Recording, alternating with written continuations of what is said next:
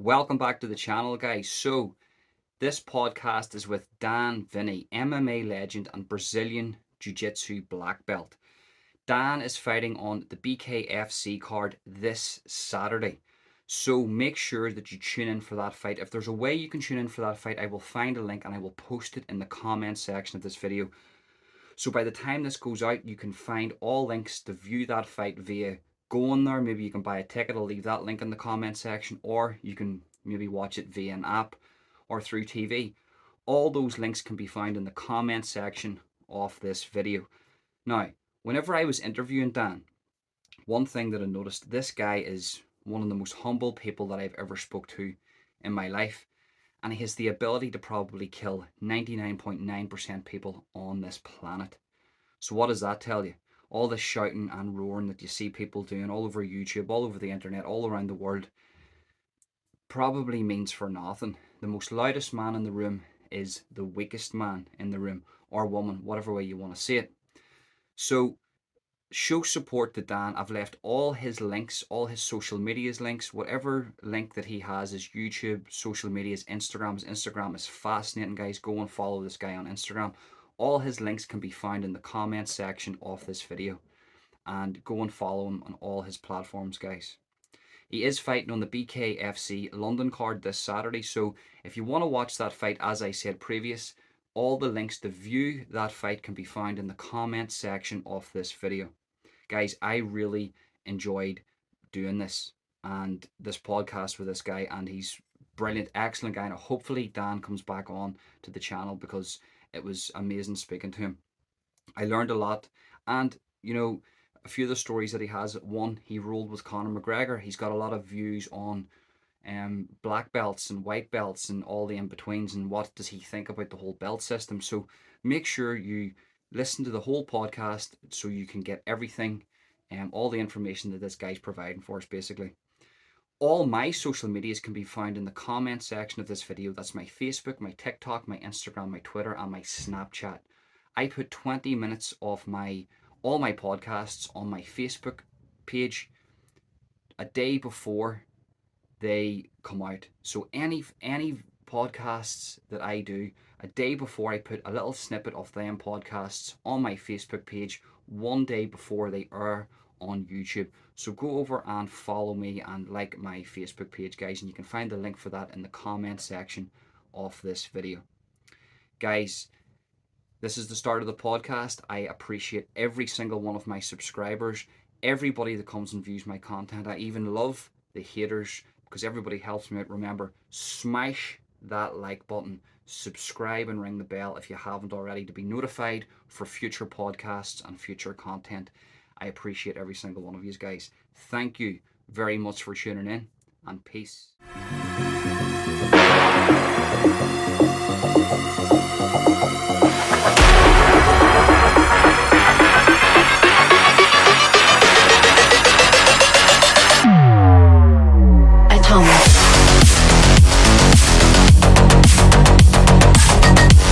How you doing, sir? I'm good, bro. I'm good. How are you? I'm brilliant. It's absolutely fantastic to get you on. I was reading through your credentials there, and you've had some career in multiple combat sports. Do you want to just let the audience know just a little bit about yourself, like the beginning, where you grew up, and how you got into martial arts? Yeah, I grew up all over London. We were in Ham and Roehampton, then Feltham, then Widden, then Twickenham, then, Islington. So we were all over the place in London.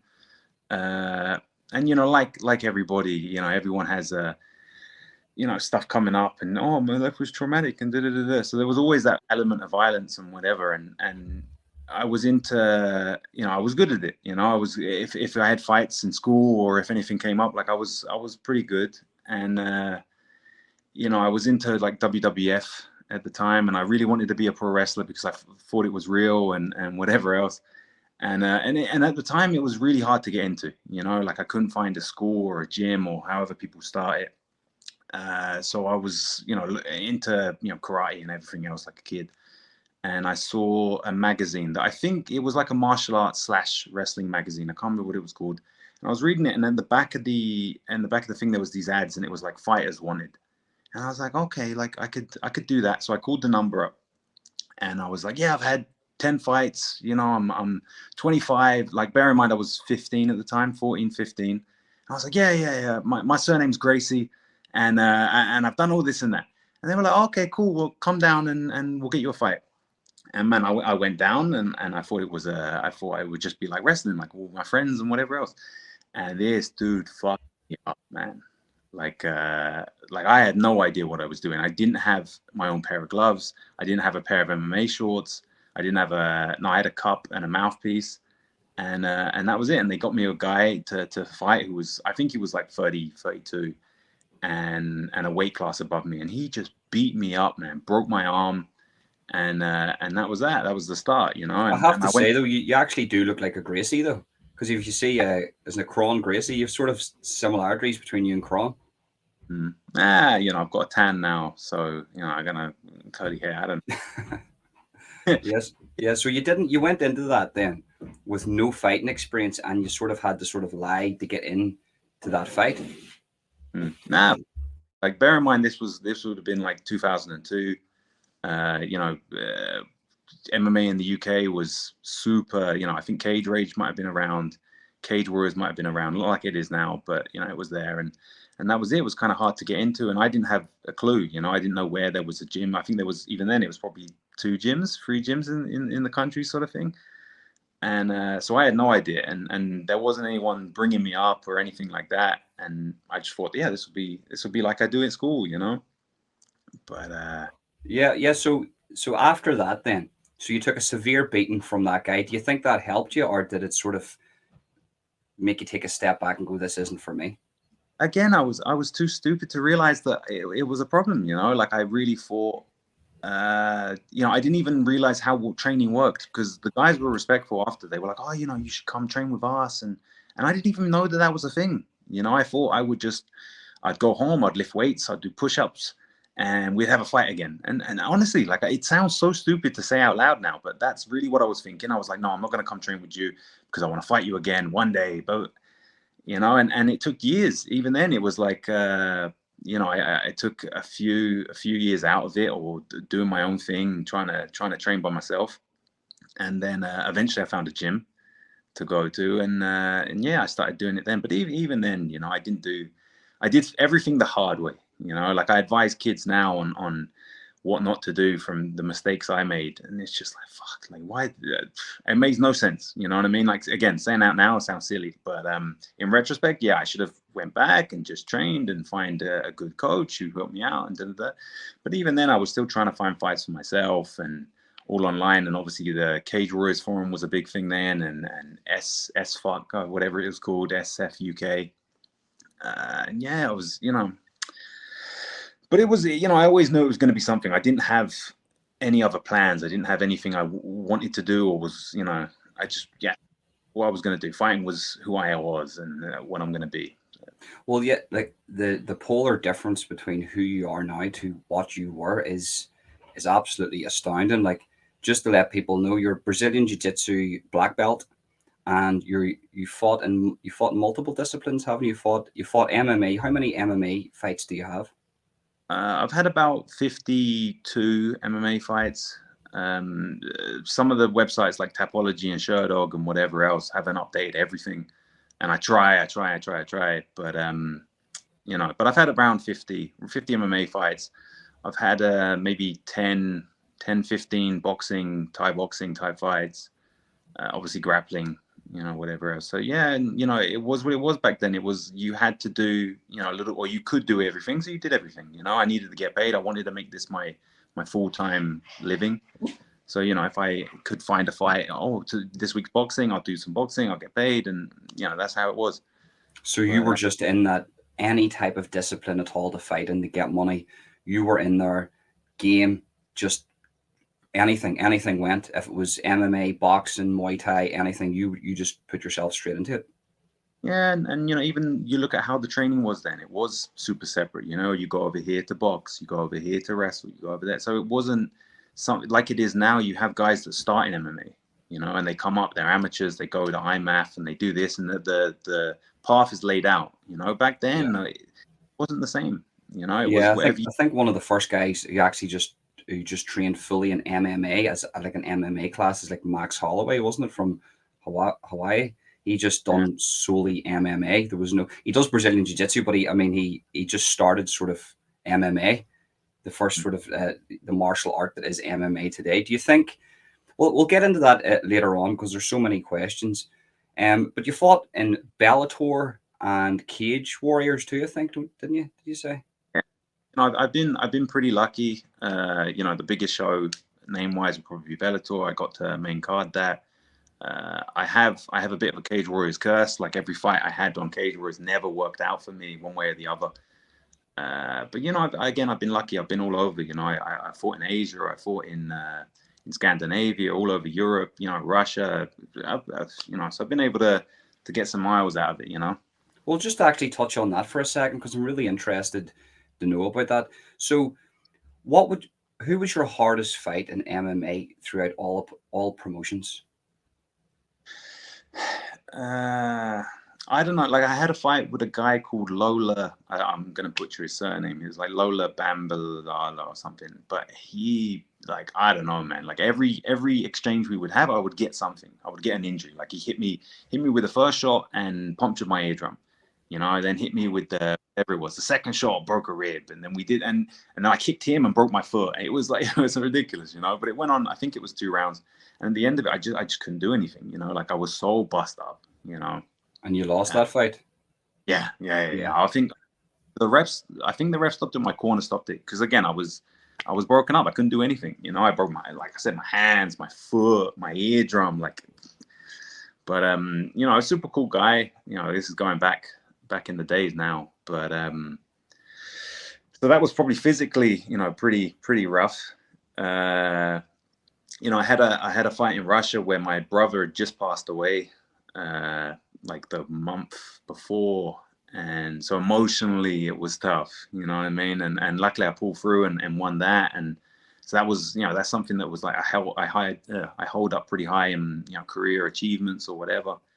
But it's like anything, like every fight is, people don't talk about it enough, or like no one comes in 100% and everyone's dealing with everything, like like the regular guys calling sick from work, for whatever reasons it is. And people don't realize that, we have a regular life as well on top of that. You have problems with the missus, or you have this and that. We don't really feel it. But unfortunately, that's the day. You can't really, oh, sorry, I don't feel like it. Can we come in tomorrow? Like, so, there's always something. Every fight's something you got to take over, or get over. No, 100%. And, there's loads of questions in that itself. So take us through your sort of daily routine training wise. Like what would your, from start to finish, would you be heavy training all day, or do you split it up during the week? Or talk about your training and your sort of do you stick to a good diet plan, or is it just anything goes? Yeah, I think without getting too what's the word I'm looking for, analytical on the subject, like I think for a long time I didn't bother doing anything. I didn't really train. I didn't eat good. I didn't, because I could then use that as an excuse for if things didn't go too well.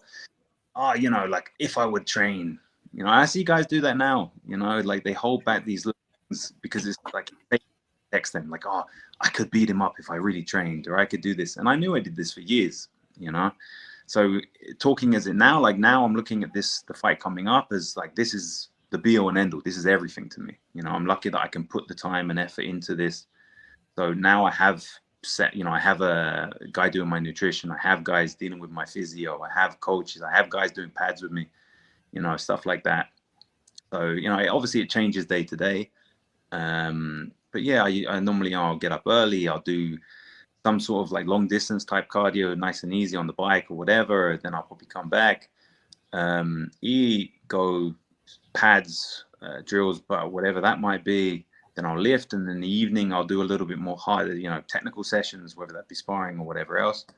But it's day by day, Like I think a thing I want to kind of touch on in regards to training, what I might be doing that other people don't, especially in the boxing or striking type thing, is if you followed like Roger Gracie back in the day, he achieved a world title from only training with blue belts. you know. And the way I kind of assess it now in regards to sparring, I want to spar with guys who are a decent level, but not better than me. Just in the sense that now I can kind of work on some stuff. I don't have the super, you know, I'm not super fearful of them concussing me because, you know, a lot of boxing guys will know like sparring is basically fighting, you know, it's fighting in headgear or whatever. So I want to kind of, you know, ease my way into stuff. And especially now, like I'm doing 20 rounds a session, you know, 25 sometimes with 3, 4 guys. But I'm not taking crazy damage because I'm not fighting, you know, I'm not getting paid to spar like that. So I can come in and get my work and then leave, you know. So that's the thing, and especially now with the whole new information on brain trauma and whatever else, you know, people you can't leave it in the gym. You know, you can't leave it in crazy sparring wars, and you know, then you forget your kid's name or whatever. Yeah. Yeah. Do you suffer just a, you don't have to answer the question, it's a very personal question, but do you suffer from any type of, what is it? What's the correct word for it? It's not PTSD, it's, what is Or it? Sorry. TBI, Yeah. PT, yeah. It's like anything. Like from my understanding, I think something that just changed recently, but you can't diagnose CTE until they you know cut your brain in half and check all the whatever else. So I can't say unanimously that I have something, but there's no way. You know, there's no way there's not something. I've been getting punched in well forever really, but professionally from when I was 15. You know, so there's no way there's not going to be something. And like I said, I'm taking this on kind of not so much. There's guys online, Gary Turner, and all these sort of guys who are more scientific about it than I am. But you have to tell the kids, you know, you have to informed consent. Like, do you realize what you're signing yourself up for? You know, and I've spoke to kids recently who, you know, 21, 22 years old, and they're like, oh, you know, I was told by my coach that it doesn't count. You know, if you get knocked out in the gym, it doesn't count because it's not a fight, and you'll heal up from it, and da da da. And I'm like, bro, that's not how it works. And I had kids come up to me and be like, yeah, you know, I forget my pin code, I forget to flush the toilet sometimes. I'm like, bro, it's something. So right now, you know, alhamdulillah, like everything's good. You know, I don't have massive issues with my speech or whatever else, but I'm sure when I'm 60, 70, 80, like it's probably going to be a problem. But Mhm. it's like anything. Like, we always knew it's consent. Yeah, but at the, when you get to that age anyway, you start to have sort of memory loss and things like that. But it's really strange to see, you have a guy like Michael Bisping who's been sparked out heavy. I mean, you've seen it yourself, very heavy by Dan Henderson and a few others. And he's very cognitive. He's articulate. The same as you. I don't see any sort of, you're not slurring your speech. You've got good eye contact. There are sort of things that people sort of say to watch out for in regards to CTE. You don't seem to have any of those things, but as you say, it's the training. You seem to take training very serious in regards to sparring. Is it very hard to get the right sparring partners for your stand-up game? Oh, for sure. It's like anything, you know, and here especially, like there's a big issue with like filming. You know, like you need to get everyone's almost written consent for you to film anything, let alone post anything online.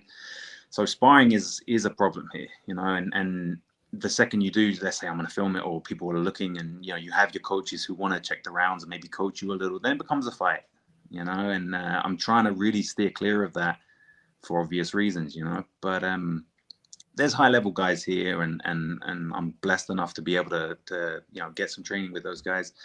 But it's like anything, you know. I kind of recently, just maybe this month or a couple months ago, for the first time in my entire life, I was like, I said no to a guy, you know, like sparring. And this is a world renowned, you know, I'm not gonna name him or whatever, but like he spars 100%, whether you're a brand new guy, whether you're a pro, can't spar any other way.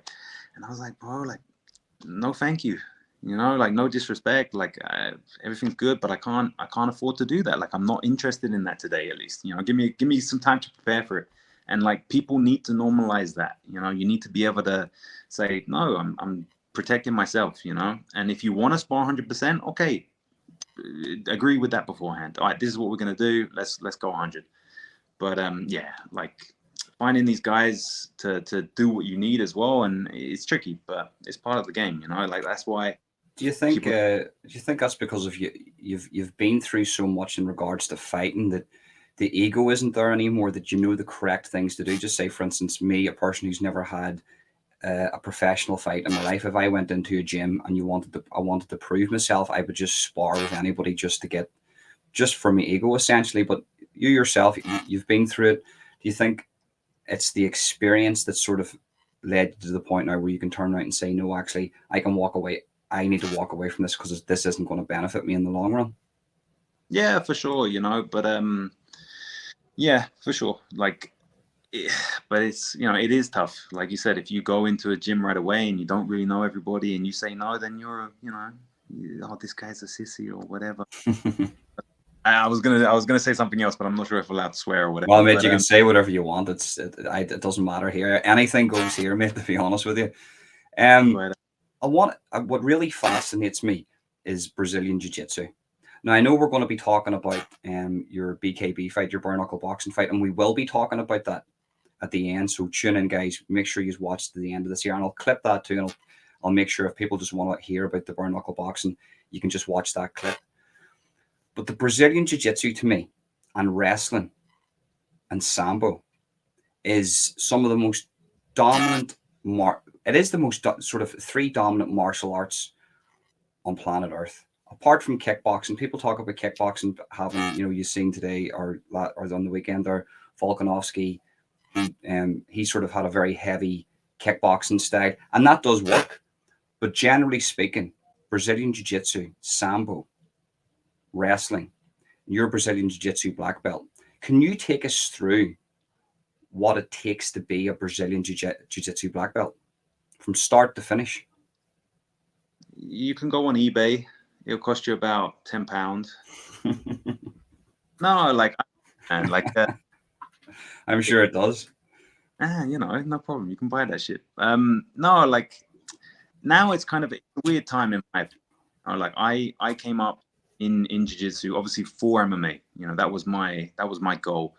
But if you go back, 20, it was synonymous. There wasn't a separation. Oh, I'm just going to do jiu-jitsu. And it was always, if you do this, the ideal should be that you can defend yourself in a street fight, you can have an MMA fight, or we can do jiu-jitsu in the gym if you need to. Now it's like I had guys come up to me not so long ago, maybe 5 years ago, and they were like, I don't want to learn takedowns. I don't want to learn anything to do with MMA. I don't want to learn whatever. I'm going to pull guard, De La Riva guys, and because that's what I want to do. And now, since the guy is super successful, making probably more money than I am fighting, doing jiu-jitsu, because it's its own separate thing now. It's not so people look down on it almost. You only have really Charles Oliveira doing really, really well in MMA with jiu-jitsu. So it's kind of a little bit of a separation now, in my opinion. But to be a black belt, it depends. There's so many like this, and I have a bit of a controversial opinion on it when it comes to grading guys or giving guys belts, because in my opinion, you're either doing this for self-defense or your own personal deal, which, again, do you need a belt? It doesn't really matter. You're doing this to compete, and then okay, you need a belt to compete in whatever belt division you might think that you can do well in, or you're looking to have this as a long-term career and coach. So realistically, the last two are the only times I really think about giving guys belts. I'm like, okay, well, you're good enough to compete a blue belt, so here's a belt. Okay, you're good enough to complete a whatever belt, here's a belt. And if you want to do it as a career, like, for example, I knew a guy recently who just got his black belt, but after 6 years of waiting, so he's always been that level. The last 6 years have been just padding. Those 6 years, though, has affected his ability to make money and coach and open a gym or whatever, because he didn't have it. So that, to me, is unfair. But you get guys who play this weird game where it's, like oh, I do this for you, you do this for me, you teach my kid classes or whatever else. So there's a ton of politics when it comes to, jiu-jitsu, specifically jiu-jitsu belts. But it's like anything. For me personally, if I'm going to give out a belt to anybody, I have to have confidence that you're going to be okay in a fight. If someone's going to bump you in the street or whatever, I have to think that you're going to do okay. That's very moral of you, though, because you're not taking it as the standpoint of like a test. You're taking it as where in life is this person on the skill level.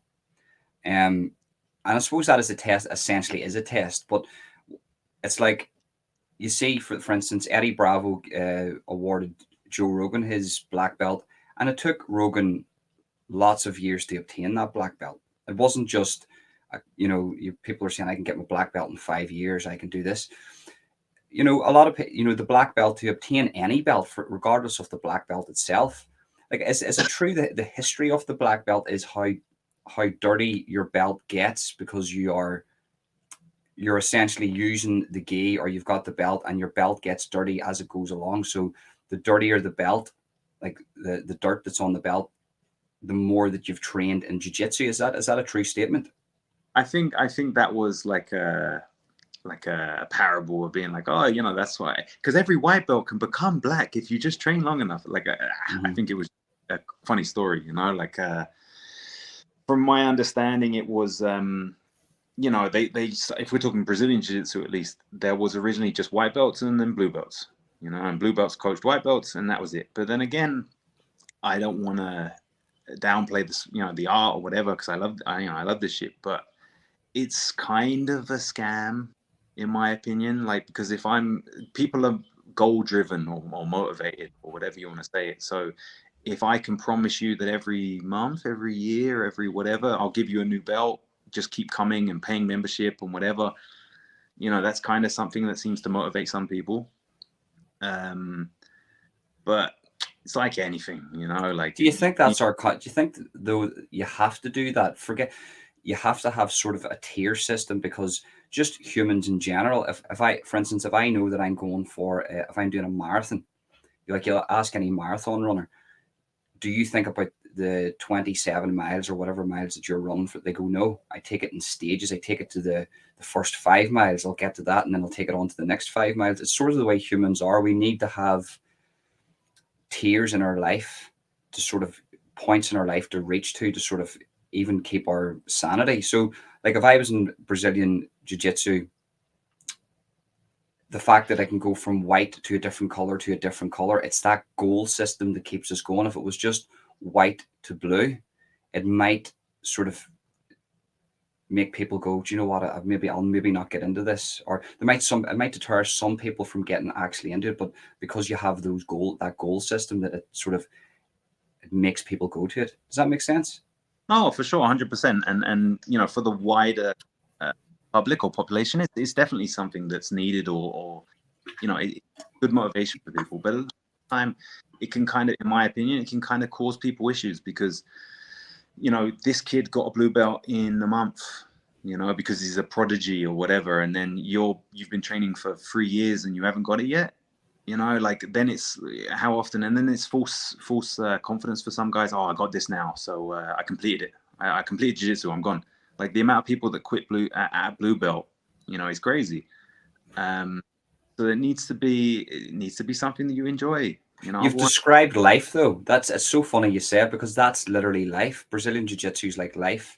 It's like, some people get there faster, and it takes people longer to get to certain things, but the end result is always the same thing. It's like life. Do you know what I mean? And I get what you're saying. I totally listen. I'm not giving you any pushback at all. No, it's cool, 100%. I'm definitely a little nihilistic on the whole subject, and it's yeah. If people can find motivation in it, 100%. It's definitely, it's a great thing to do, and if you need those goals to achieve, like, 100%. The only issue is, because it's not written down. There's no definite. Well, it's not a definitive thing. So then people put their own goals into, or not goals, that's the wrong term, but their own caveats, like, oh, I'm going to get it in a year, I'm going to get it in a month. And if you don't, then, that's the problem. But yeah, for sure, if people use it the right way, 100%, 100%, Dan, because a couple of years ago, I done a little bit of Japanese jiu-jitsu, and I left because not that I didn't like it, it was because I'm going to be honest, there was just too much bullshit. Now, the groundwork, the guy was a killer. He had MMA fights, and he was a killer. I'll not take away the groundwork. But they were making us do all these things like katas. And it's like, once you've done this kata, you got another belt. And I says, well, what? I don't know any different from, like, we weren't practicing drills. We weren't going, right, we need to do this. We need to practice this. And we need to do sparring on the mats. There wasn't any of that. It was just, you do this, here's a book, you learn from the book, I'm going to teach you a few things. You're going to learn this kata. Once you finish this kata and you go through a couple of drills, like hitting the mitts, hitting the pads, doing the kata, doing a bit of groundwork, regardless if you could do that or not, you got that next belt. And that's why I left, because, and then there was 35 minutes of cardio before each class. And I thought to myself, I do my own cardio. I don't need to do cardio. And essentially I thought to myself, look, the groundwork is brilliant, but the whole structure to this whole system is flawed, because there's people here that you're giving them fake confidence. And plus they were teaching us how to use weapons and how to fight against three people. And I was like, there's no way this is going to work. Somebody's going to get killed here. Is there, do you come up against a lot of fakes in Brazilian Jiu-Jitsu, like that sort of try to portray something that's not real? Yeah, like I think these days it's not really as big of a problem as it was, say, 15 15 plus years ago, because again everything's so easily proven now, like where did you go, who did you get it on, where have you competed, like it's pretty simple to just Google people. But again, now it's like anything, like people are always going to have difference of opinions, and again, it depends on what your goals are. For example, me personally, I look at warm-ups now in jiu-jitsu class, and it's like, well, what are we doing? Why are we going to run around for 10 minutes and do forward rolls not so much, but other little drills that we are never going to use in competition, you're never going to drill them again. Well, we could spend that time doing something else. If I would have said this 10 years ago to the guy who was coaching, he would have, what the fuck is wrong with you? Go do this is what we do. So it's like anything, there's levels to everything, and again, it depends what you want. It's like the kata thing, for some people, if someone's 60 years old and they just want to come and have a chat with the guys and move around a little bit, katas are great, but if you're doing this to fight or be some being able to do something, then what am I wasting my time for? So kind of down to the individual person, but fakes in jiu-jitsu now, I don't think it's that big of a thing.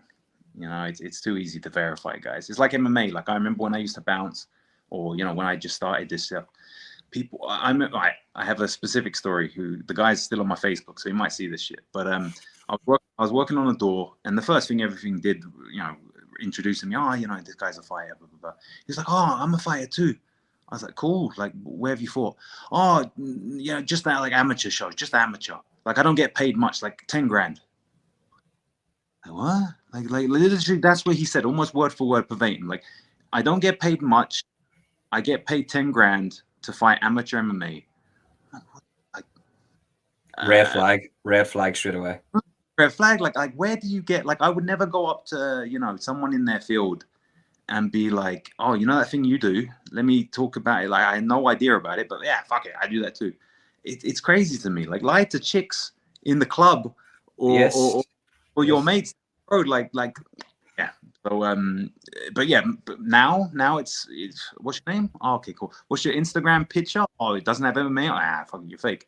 So now I think people are a little too smart to be doing it, but I'm sure you got fakes somewhere, Well, it's really good to hear a guy like yourself who has, and I'm just going to say it, you seem to have very little negative ego about anything. It's like you pride yourself on your skill level, not your belt.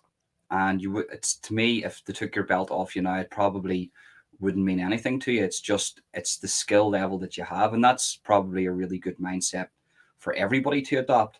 Um, Jonathan Ronan Royale, a good friend of mine, he's sort of the same. It's about the lifestyle to him. He enjoys that lifestyle. Do you know what I mean? And it's the skill level he has, and it's not about belts. It's not about achievements. It's about the skill level he has. And I think a lot of people, if they adopted that, it would teach a lot of the younger generation that are coming in now to sort of be like that. Because as you say, look, I'm not giving off about him, right? Because he's my countryman, Conor McGregor. I'm not going to give off about him, but he's a prick. He's a prick. I think we can all categorically say this guy's a prick, and he's sort of fed into this persona now. And a lot of kids have came up swinging their arms, thinking that this, that, and the other. Well, look, Conor McGregor is one of the best martial artists ever. He's one of the best fighters. I'm not going to take that away from him. But do you think that that type of persona and the things that he projects hinders MMA and fighting, or do you think it helps? Firstly, I met him once. I trained with him once. He was cool. He was cool to me. So I don't think I'm gonna. I got to name drop that a little, but Yeah. like tough because the problem you can't associate this with him because it's not his fault. But the problem now is that everyone's trying to be Connor. You know, like everyone's wearing a suit to press conferences. Everybody is trying to come up with one-liners, but the problem is it's that's not 99% of people. That's why Connor is as successful as he is. You know, outside of him being very entertaining, very skilled as a fighter, you know, he has that personality, and that's why he's a star. There because it's legitimate, it's real. You know, and this is what we can talk about in regards to interactions with guys. Now, everyone can talk shit. Everyone can try and do comp, but it's not. You're not Connor because you're not Connor. You know, it's not legitimate. So I don't want to say necessarily it's a problem, but you see, real recognizes real. You know, I hate to bring up phrases like that, but that's it, you know. And at the end of the day, maybe I'm diverging the question, but like you have to be legitimate to who you are, and hopefully, whatever that is, you'll be successful. And if you won't, you probably wouldn't have been successful faking it either. You know, like the whole fake it till you make it thing is so, you know, because again, how many guys have got a chest tattoo and grown a beard and done this at weigh-ins and nobody fucking knows who they are, you know? Like, Well, that's just it makes me laugh so much. And I listen, I watch them, and I respect everybody that takes the time to go in there and have a fight, whether that be Brazilian jiu-jitsu mats, anything, because at the end of the day, a lot of people can talk the talk, but not a lot of people can walk the walk. And it doesn't matter if a fighter's got massive losses on his record. For me, that doesn't matter. I have massive respect, and I do have massive respect for Conor McGregor. It's just he doesn't represent my country quite well. A lot of people from Ireland are saying, well, we're not really like this. We're a wee bit more humble. But I think he clicked onto the whole thing to put bums in seats. You have to be a bit WWE. You have to do that at the end of the day. so my question is, what other Irish MMA guy who you think represents Ireland well that you go out of your way and support? Not you personally, maybe, but as a whole. Well, that's what I'm saying. There was Cage Warriors there on at the weekend, and it was full of Irish people. There was full of people from where I'm from, just outside Belfast, and there was a lot of support for these guys, but on a global scale. I'm sorry, just on the Irish scale in the island of Ireland, I would say Conor McGregor would be the most supported. Of course, and he got that for a reason. Like you don't have to necessarily agree with every one of his choices, but it's tough because again, like okay, we're all gonna say, yo, be humble and be a good person and whatever, but then we're not gonna support those people. Like it's a tough thing because again, for example, like I've sat on interviews before and I've gone, yeah, you're right, like he's cool, and then at the end of the day, they cancel the thing because it's boring. Like you play the game a little bit, and people need to. Yeah, it's tough because again, the same people who say, "Oh, Conor McGregor's a dick," was the same guys who brought him in that position, and they jumped on him because he was cool, he was different, he said some funny stuff and wore suits and whatever, True. So That's a very good point. You have a very, very good point. That's a very good point. A lot of people that are saying stuff about him now actually supported him at the beginning. And it's tough because at the same time, if we did an interview now and you asked me, Conan, what do you think? He's a good guy. Like, you know what I mean? Like that's cool. And that's what 99% of people really say because most people are cool. Most people aren't dickheads. But at the same time, you're not gonna cut that and put it on the thumbnail. Dan thinks he's a cool guy. You know what I mean? Like it's you have to find that little thing because realistically, we're all a bit of dicks as well. That's the thing as well. That's what I think. Like we like to think that maybe we're all nice, but we're not. We like these people because we live vicariously through them sometimes. Well, me saying that McGregor's a prick, I say every other Irishman's a prick. I'm not going to lie to you, right? I'm a prick sometimes too. That's not even an insult in Ireland. That's just a thing that your mum says to you in the morning time, But I think what it is though, he's a very intelligent guy, and it's not so much the fact that he's a prick, but it's the a couple of things stand out to me. When he was at the press conference with Khabib, and he reached over and he poured the whiskey into the glass, and he says, "Why do you not drink? Why do you not drink?" Now, Khabib doesn't drink because he's Muslim. Mm-hmm. And to me, I find that very disrespectful. Take away shit talk, take away all of that. I find that a very dark press conference. And from then, it was like damage limitation, because you've seen him, and I've seen what he was trying to do. He was putting up posts on Instagram and all this here to do with my Islamic brothers, and you could tell that he knew that he fucked up. And that, listen, I'm not I'm not a massive believer in God, but whenever he done that, I was like, you're going to lose that fight. Like, yeah, it's tough. Like, trash talk is tough, and how do you want to paint yourself? Like, because that's another thing, and this is what guys were saying. People will pay to watch you lose. Like, that's kind of come at full circle almost for Conor now. Like, people want to see him lose for whatever reason. Whether it's fair, like him being racist, or whether they're jealous of him. At the same time, so he's laughing to the bank. Like, does it matter? Being spoken about one way or the other is better than not being spoken about at all. 100%, mate. He is making bank. That guy, listen, if Conor, you probably will never watch this, but listen, if you are watching this, Conor, big, massive respect. This isn't hate. You are a bit of a mad bastard. You are a bit of a prick, but I'm sure, sorry about the dog there. My dog just barks and everything. But fair play to you, mate. Listen, one of the great, he's an Irish legend, an Irish fighting legend. And listen, that can only be supported. I do support him. I just think he's a bit of a mad bastard. He reminds me of the king of the leprechauns. Do you know what I mean? He's just like he's ready to go at any stage, But listen, enough about Conor. We're talking about you, right? And I actually want to, at the end of this year, I want to hear. You said you ruled with Conor before. Yeah. So I want to hear your views on that too, because I want to see, because there's a misconception here that he's shit at the ground game. He doesn't like the ground game, but I know people that have ruled with him, and he's not as bad as what people think. But if you had to pick two martial arts to sort of to have in life to defend yourself, what would they be?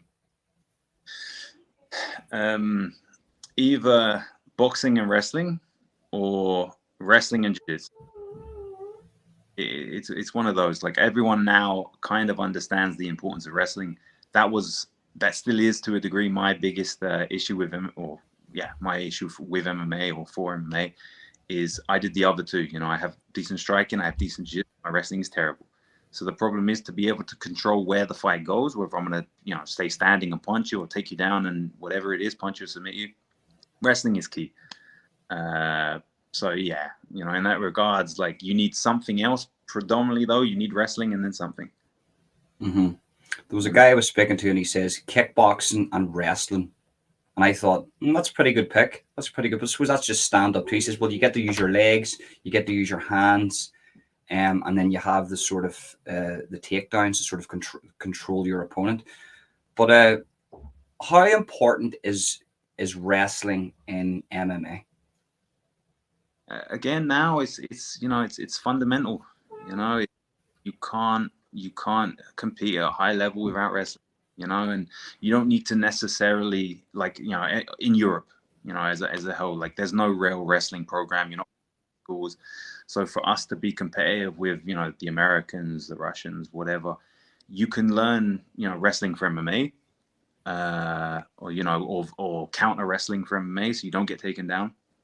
But it's fundamental. You need it now, and you find what naturally you're good at outside of that. But regardless, you have to wrestle, Should MMA adopt, or not MMA, sorry, should Brazilian Jiu-Jitsu adopt more sort of wrestling takedowns, do you think? Yeah, but again, it depends on what the sport is, or what you want the sport to be in your gym, because wrestling is hard and people get injured in wrestling. And if your bottom line is to fill your gym up and have, kids classes and whatever else, wrestling is hard. You know what I mean? So the sport is kind of going towards a place where you don't really need wrestling so much. It's whoever pulls guard the fastest, who sits down on their butt and does jiu-jitsu first. and that's fine if that's what you want, you know. But again, like for me, what's important to me is that my guys can do everything, you know, even to some sort of level. Like I can't. Again, people make the videos of him now, and they make memes. It's like, oh, a jiu-jitsu guy in a street fight, and he sits down to his butt and gets stomped.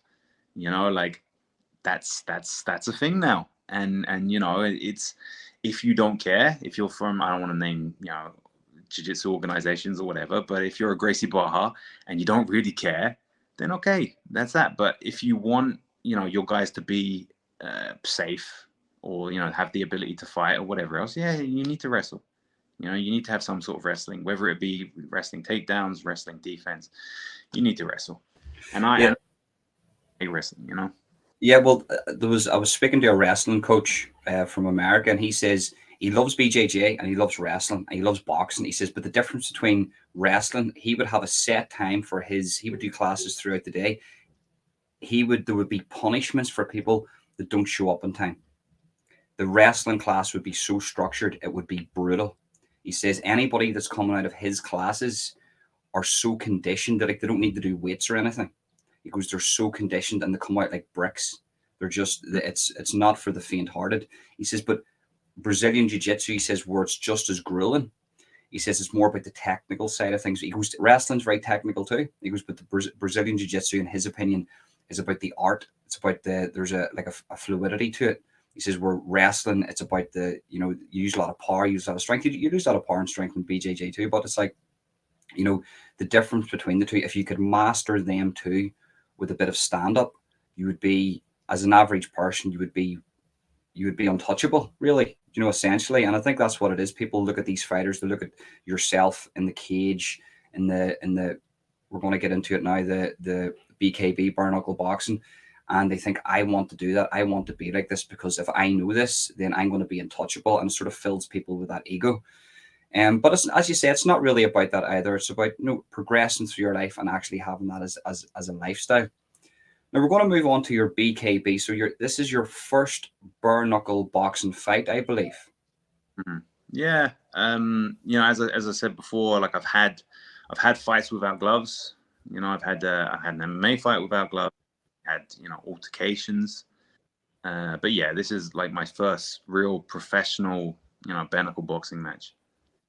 Wow. And how is your feelings going into this? So hold on. First off, it's on the 30th, I believe. It's the same as you're on the same card as Tony Meehan.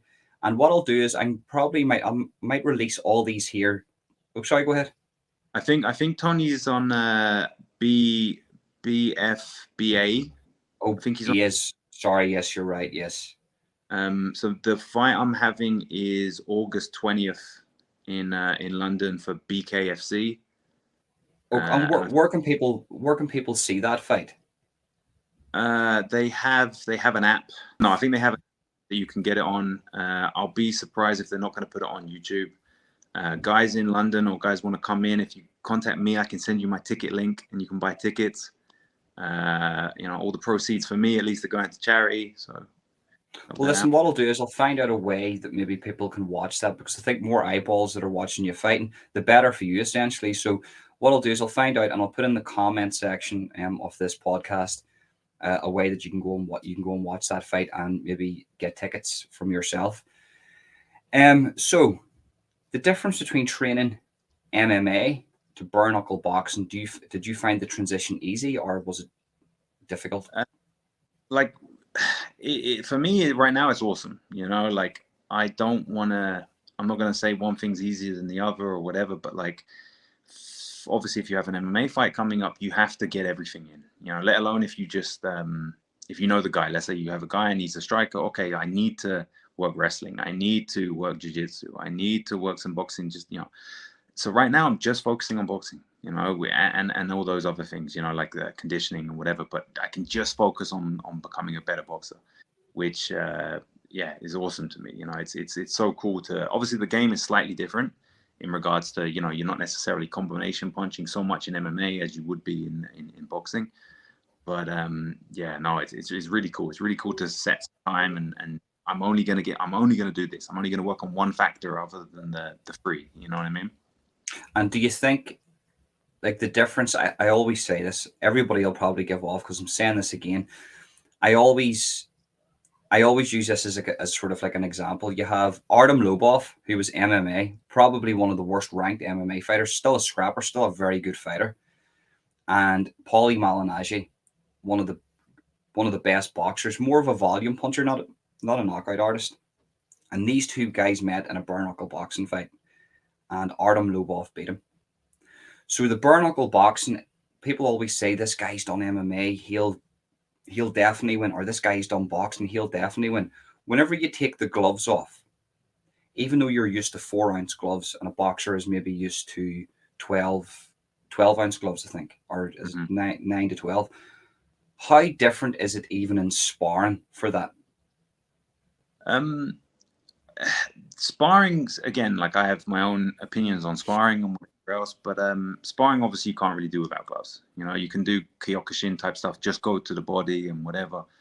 But yeah, it's definitely different. And I have my own, again, I have my own opinions on this sort of thing.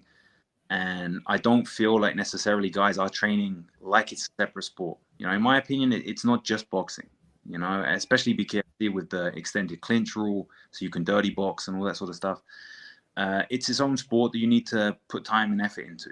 You know, and being a bit of a historian on fights and whatever, like I want to kind of bring back some old stuff from the fucking 1800s and whatever, because there are stuff now that you don't really see. Now again, maybe I'm one of those kooky UFC one guys who's like, I have the secret, it's definitely going to work, and it definitely doesn't work. But I have something I want to bring back, and because right now the overwhelming majority, in my eyes at least, are just boxing without gloves. You know, they hold their hands in the same position and they try and do the whole thing, and it's not really the same because punches will slip in or whatever, or you'll punch something hard and break your hand. So it's definitely a different game that you need to work specifically to that game. But this is what I kind of enjoy about this. I got into MMA when it was kind of first starting. I got into this when it's just kind of starting. I mean, it's a big thing, but you know what I'm saying. Like now, if I can bring something to it, if I can bring something different, and then in 5 years I see people doing what I was doing, like that's my goal. Maybe it's a bit lofty, but I'm super interested in it. And like I said, from a historian standpoint, I'm just like, okay, there are some openings here. It would be great to get you back on. We can actually just go through like history of MMA with you, because I'm sort of looking at from somebody. It's hard to get people on that that have a deep knowledge in MMA and sort of different disciplines, and I would love to get you back on to do that if you would want to. But um, the conditioning of the hands, how important is that? Are you dipping your hands in petrol? Are you punching trees? What way are you conditioning these hands? Joe Joyce shit. I did make a joke about dipping my hands in petrol, but right now petrol is too expensive for me to be Yeah, doing yeah, that. yeah, definitely. Maybe if I can siphon it off someone else's car, but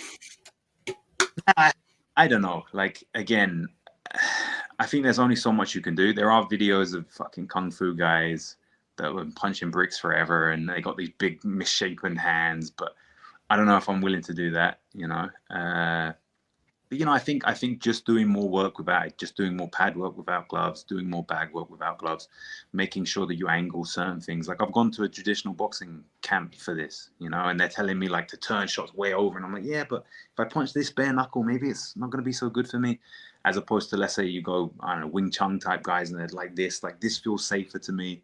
Then so there's all sorts you can kind of do, but at the end of the day, you have to see what works well for you. Like anything, there's no one size fits all. My hands are super brittle as it is.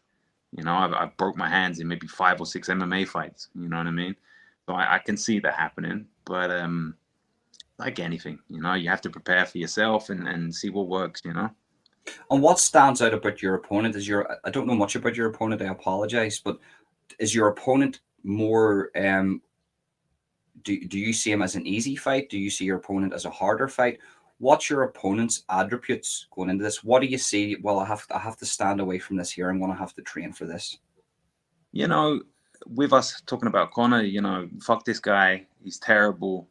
I'm gonna ride into Romania and fuck his sister or whatever. But no, like it's tough because I would like to say I'm a better boxer than him. I'm more accomplished in MMA. I'm more accomplished in fighting. Period. But that I don't want to have a big fall because I don't want to say he sucks. stylistically kind of sucks, but he punches pretty hard. He sent me a video of him hitting a punch machine. He has like 900 points on the punch machine. So I'm gonna be careful. A killer then. But listen, what punch machine is it though? Because I hear all these myths about these punch machines. Apparently, there's ones that if you get the 600, it's the tension of the bag, and if it's apparently it's all different. I don't know. So maybe it's 900, but on like I don't know the lowest level. Yeah, for sure. But no, like he's dangerous because he's not so good. He's obviously tough enough. He's had three fights already, so he's tough.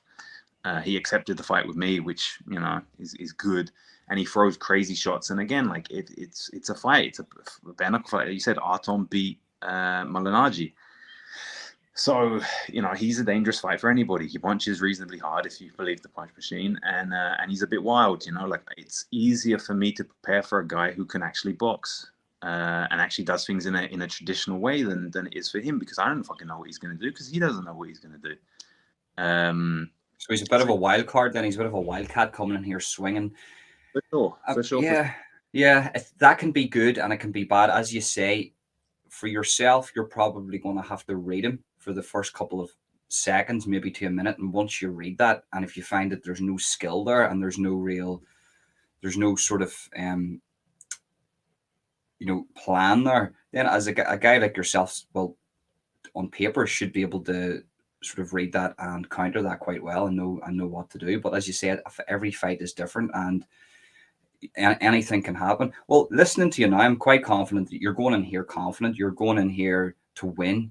You're going in here, as you say, for yourself. You started off in MMA way back, and you're starting here when the bare knuckle boxing's just starting, and it's you must have it in you to be in your fight career for this long. How do you keep the passion? How do you get up every morning and go, I'm going to go to training? It's tough, and I said I wasn't going to be overly negative about anything, because I have that bit of a reputation with that. But like, it's ups and downs, it's ebbs and flows. Like there was a point in my career where I was just trying to do it, which is crazy when I say I'm doing it for the money. I was making fucking £500 or whatever. But like, there was a point where I was just showing up for money. And I would the second I would bob sap it, the second there was a bit of an issue, I'd let's go home. And it sucks to have to admit it, but I did that, and it is what it is. So, motivation is up and down, but at this stage in my career, like I've said, this might be my last fight. Realistically, if they offer me money, or if I can call out Anderson Silva, I'll probably carry on. But, so this right now, I'm in the best place of my, in my life. I'm in a place where I can decide whether I want to do this or not. And I want to do this. And like I said, there's a big opportunity with this. BKFC is a massive show. The show's happening has crazy names on it. And for me to be a part of it is awesome. And I say this to the young guys. Sorry if I'm rambling, just tell me, No, you talk away, mate. Say whatever you need to say. But like I say to the young guys, it's not the thing right there. It's not the money that you got right there. It's not the opportunity of winning and getting a fight right there. It's the things that opens up for you, And I've never used that to this degree before. And thankfully, guys like yourself are coming forward and helping me, push myself out there, brand or whatever people want to call it. So it's kind of like, using the opportunity that this gives you to do something else or to go better places or whatever. And this is what I'm looking at, like I'm going to finish this guy. I'm going to have a crazy fight with it. And then hopefully that opens other doors, within the show, outside of the show, whatever, So, yeah, How does this fight end? I have 100% finishing rate in MMA, well, in everything, in boxing, whatever. So he's either going to finish me or I'm going to finish him. But I'm going to tell you why, because I was keeping tricks and stuff secret. I'm going to tell him what I'm going to do because he can't stop me. I'm going to sit him on the outside. I'm going to jab him up. He's going to come in. He will punch me in the back of the head and he will headbutt me. I can guarantee it's going to happen. So I'm calling it now. Yeah, he will do that. I will keep him at range. I'll go to his body. I'll finish up high. So I will finish him probably definitely within the first 3 rounds. And more than likely it'll be with a hook or an uppercut. So once finished and the promotion sees what you're capable of, they already know what you're capable of, but once they see that and they come to you with another offer, you say this is your last fight, but could you resist a better offer, like more money? again, like it's tough because I don't want to say that it's my last fight just to sell extra tickets, because that's what I'm trying to do a little bit. But then I realized no one likes me, bro. No one supports me anyway. I put that out there. I was like, oh, last fight, no one said anything. So if they come with me with a good offer, I'll probably do it, you know. But at the same time, like I said, I'm in a good place in my life. I have, you know, aspirations of having a family and whatever else. So I know I can't do this forever. But if I can do what I believe I can do, if I can bring what I can, you know, I believe I can bring to the sport, then it'll be worth it. You know, it'll be worth to me financially. It'll be worth me like history, legacy wise. You know, so I'm putting everything into this. If it flops, then yeah, 100%, no one's ever going to see me again. You know, I'll cancel the socials and whatever. But yeah, so you know, I'm And looking for where do that. you see yourself? So, for instance, hypothetically speaking, this is your last fight. Where do you see yourself going then? Going into sort of just a BJJ again, or just? Yeah, you know, like I say this and people take it, you know, maybe the wrong way, but I had no intention of living this long. I had no intention to be in this age and this whatever. Like I didn't think I would be alive, you know. So looking at it now, I'm just like, oh shit, I didn't really have a plan. But like I do love coaching. I do. That's something I'm always going to be a part of. If people want to learn from me, if they want to coach, you know, for me to be their coach, I'm always going to do that. And you know, I'm trying to find a cause. I'm trying to find a reason to, you know, what can I say? What can I do? How can I leave this better than when, you know, when I came in it? And you know, bringing people up, it seems like something I can do. You know, Why there's a thing you said there, and I have to ask you, and I hope you don't mind me asking this question. Why didn't you think you would live to this long? again, like without getting too thing into it and you know whatever, but there was a lot of stuff, you know, going back in the day with Charlton and whatever else, and again, I didn't even plan, like going into fighting as a career is a crazy idea, even, you know, as well, period. So like I just didn't plan on thinking. The plan was, oh, I'm gonna get a ton of money out of this and be super successful, and that's cool, or I'm not gonna do so well and then probably, you know, see how that goes. But I don't know, man. Like again, I don't want to get overly thing because out of respect for, you know, family who's still around and whatever else. But like, it just wasn't something I planned. You know, I didn't see myself being around. You know, I don't want to leave it too thing like that. But maybe we'll, you No, know, that's okay. No, no, that's 100% fine. And listen, I respect that. And you know, everybody has their personal things, and yeah, that has to be respected. But um, we're going to have to talk about this now because I want to clip this part. You rolled with Conor McGregor, right? Um, Take us through the process of rolling with McGregor. Is he shit? Is he good? What's he like? again, like he's as a guy, he was cool. Like it was a bit weird because this was the prep for the Dustin Poirier fight, and I was at UFC gym in Dubai. I was coaching there at the time, and I don't know why he was there. You know, it's crazy. It's crazy to me. You know, you're Conor McGregor. You could train anywhere in the world. You could set up a super private thing and do your own thing, but he would come in and hit the bag, uh, which was crazy to me. You know, because again, tell me if I'm going off topic, but there was a guy who had an Instagram account, and it was something like "Hang with Connor" or "See Connor" or something. And what he would do, he would sit outside the gym all day. And when he saw Connor coming, he would put on his thing, guys, he's here. And these guys were paying him a subscription to get notified when he was at the gym. So then within him walking into the gym, there'd be like 50 kids outside. Like, Connor, shouting Khabib at him and all this crazy shit. So, you know, that level of, it confused me while he was there. But at the same time, while him being a dick or whatever is understandable, because fuck, like people were chasing him for no reason, you know. But no, he was super respectful while he was there. You know, he was punching the bag. I came over. Can I punch the bag too? Yeah, it was cool. Everything was fine. So I got a couple rounds with him jiu-jitsu wise, and you know, yeah, nothing. I'm not saying he was amazing, but he's not bad, man. He's a legit jiu-jitsu guy. You know, like he can play jiu-jitsu if he wants to. Like again, we're going back on the old thing about jiu-jitsu for MMA. Like he had, yeah, jiu-jitsu for MMA. Like he wasn't trying to stand up and do crazy passes or whatever else because you don't need to anymore, you know. So it But was more like was it a flow then? There was no, he wasn't yeah, trying to dominate or he wasn't trying to impose his dominance on you. It was like he was generally there just to flow with you. yeah, and plus again, I'm you know 30 kilos heavier than him. You know, it's not like a thing. But again, I can't imagine what it's like for him to be in a gym. Like even just to roll with a guy that you don't know. because like the chance of this guy trying to kill you is quite high. You know what I mean? Trying to embarrass you, trying to be like, oh, look who I'm rolling with. Like I feel for him. I feel for people with this stature where it's like, fuck, you can't just him like we can. Yeah, and what's like, he had obviously had his training partner there, Dildo Danis, as people like that. But he's a great jiu-jitsu guy. Absolutely brilliant. One of the best. But I just think they call him Dildo Danis is because he is the way he sort of tried to adopt to be like Conor McGregor, and it just hasn't worked out too well for him. I hope he wins in MMA and Bellator and all the rest, but it's like he's only had 2 MMA fights in the space of 5 years, and it's like, man, you know what I mean? You have to show something to sort of have that cockiness. But listen, fair play. Do you think? I think it would benefit McGregor to have a guy like you in his camp. I think it would just. I think it would be. I think he would benefit from that. Perfect. Yeah, I don't know. Like I've been lucky enough here to be a sparring partner for a lot of guys. You know what I mean? Like because I go super safe. I spar super safe. I roll safe. So yeah. And if guys want to pay me some money, like help me out, guys. But again, without getting too much into the game plan, that's something that I have to work with. I am a sparring partner. I treat everybody super safe. Where like I need to be a bit of a dick, and Conan, I'm being a bit of a dick. Oh, Conan, name of the guy I'm fighting, believe it or not. Fucking Conan, yeah. Conan Bar. I'm like, that's not his real name, surely. Like, no, mate. That's promotion. It has to be, and if it is, I apologize, but that's absolutely crazy.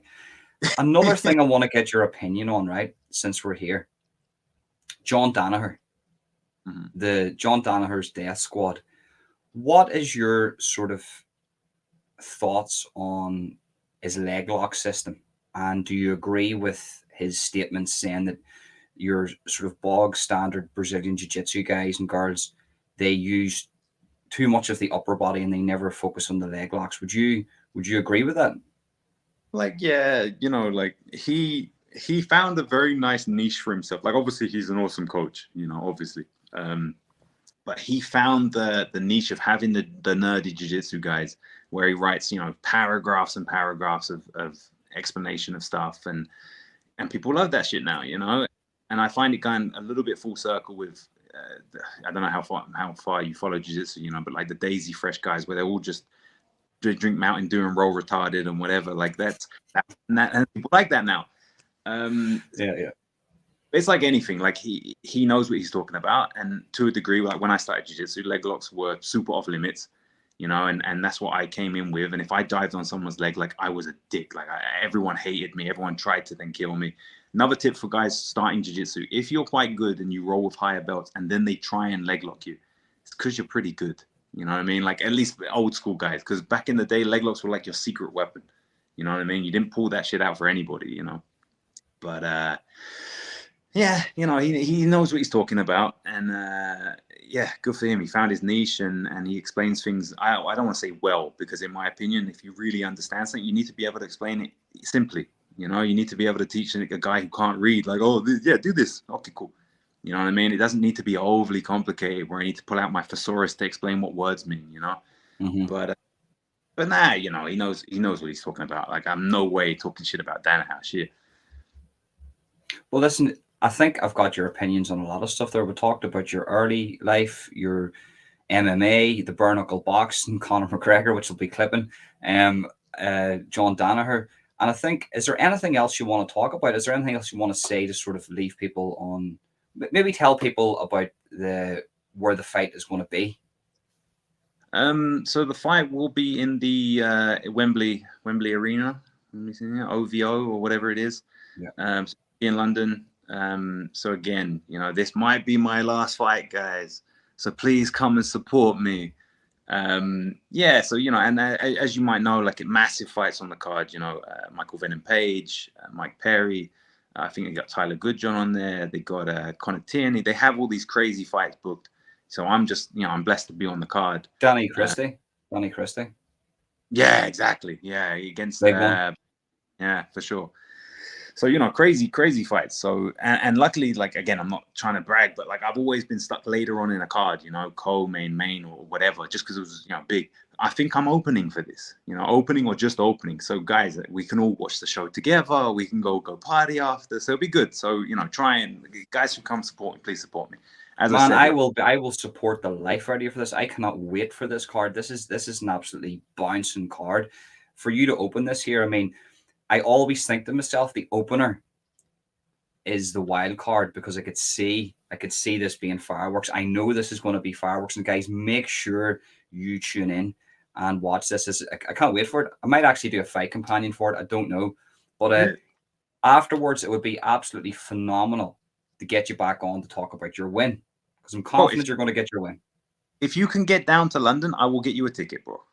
Oh, mate, listen, I will try. What's it? August. I will pay for your ticket. Oh, August 20th. August 20th. I will try to get there, mate. Dan, you're an absolute gentleman. I think we covered everything today, guys. Remember, go into the comment section. All the links for Dan's socials or how you want to contact him, his YouTube or his Instagrams, will be found in the comment section of this video, and all information in regards to the fight. Guys, thank you very much for tuning in. It was an absolute pleasure, Dan. Peace.